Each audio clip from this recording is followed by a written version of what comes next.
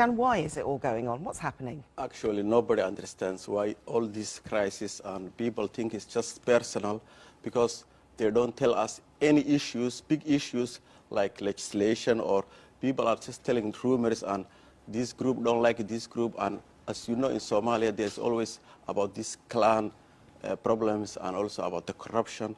And many people talk about the other countries interfering about Somalia affairs like Gulf states, but we don't sure anything. So the Prime Minister and Jawari both come from Norway, so they've been to, they are Norwegian citizens.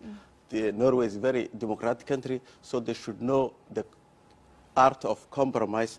So many people don't understand why they don't compromise.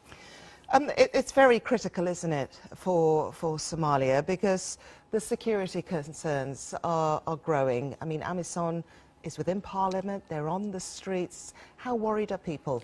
People are worried, especially yesterday, and the commander of AMISOM intervened, and many people were happy that he came between them because they both parties got their own armies.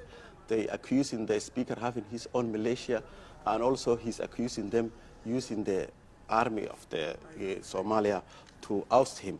So yesterday, AMISOM and also the international community through AMISOM, they really done a good job preventing that something happened in Mogadishu. So why is it key that they sort this out as soon as possible? I mean, people must be watching very closely. In particular, there's the element of terrorism as well, isn't there? Yes, I think this is good news for Al-Shabaab because the whole government is now standstill.